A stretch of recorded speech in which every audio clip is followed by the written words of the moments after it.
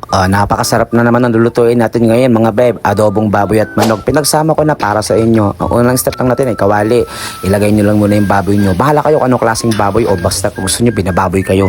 Maglagay lang kayo ng konting tubig at takpan. At pagka kumukulo na siya, hayaan nyo lang. Maghiwa kayo ng patatas. Huwag kayong tatamad-tamad. Huwag kayong mapapahiwa sa iba. Kayo ang gumawa niyan kasi wala kayong pwede asang kundi sarili nyo lang din.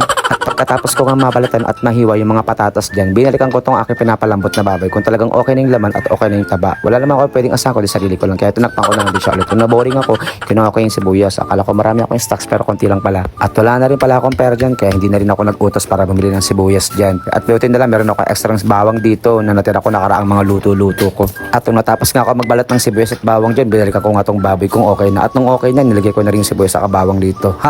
Wala kayong magagawa. Sinubod ko na rin pala yung manok dito mga beb. Kung nagtataka kayo ba't inunok ko yung baboy, wala kayong magagawa kasi yun ang gusto ko. At nung nailagay ko na yung manok dyan, naglagay din ako ng konting tubig para palambutin ng manok kasabay ng baboy. After 365 days, binalikan ko nga ito kung okay na at nagmamantika na siya kaya tinimplahan ko na ng Josepi, Laurel, toyo ng asawa mo, paminta mong kaibigan na hindi umaamin at Sprite from Mount Everest na hindi mo afford.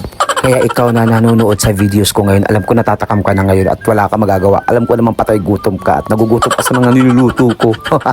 De chares lang. At pagkatapos nga niyan mga beb, ihalo nyo lang na maigi. At syempre pakukulan nyo siya.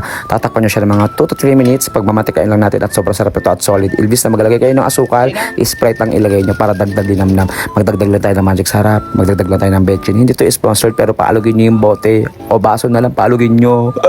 Oyster sauce. Option na lang yan ha. Tira ko yan nakaraan ko. Nilagay ko na kesa masayang. At pag okay na tiplahan, ilagay na ang ating patatas at after 2 to 3 minutes lang sa patatas ay okay na, pwede nang ihain ito at ito na ang magiging resulta after nyo lumambat. Luto na! Luto na! Kain na! At bago nga matapos ang video na to, gusto ko lang pasalamatan at i-shoutout ang mga consistent na sumusuporta sa akin, sa mga nagko-comment, sa mga nagre-react, sa mga walang sawang nanonood sa mga videos ko kahit umay na ako sa pagmumukha ko. Charis. At gusto ko kayong lahat pasalamatan dahil hindi kayo nagsasawa sa mga videos ko at natutuwa kayo sa mga ginagawa ko at napapasaya ko kayo. Hayaan nyo guys, gagawa pa tayo ng mga bonggang content. Huwag sana ako maubusan para lang sa inyo at mahal ko kayo at feeling ko mahal nyo rin ako. Ang OA mo girl. At gusto ko rin palang sabihin sa inyo mga beb na kung may mga request kayo na gusto kong lutuin dito sa aking content or gawin, pwede kayo mag-comment, gagawin kayo mga beb as long as kaya ng budget natin. Baka by next time gumawa tayo ng mga dinner o mga DIY na mga dessert, DIY na mga breakfast, mga pagkain, mga tinapay. Gusto ko yun, gagawin ko yung lahat yung babe. Wag lang cake kasi wala pa akong oven mga babe. Pero kung may mag-i-sponsor ng oven, wala naman tayo magagawa dyan, di ba? So di ba naman tayo para tumanggi? Oo, mo girl, yun lang.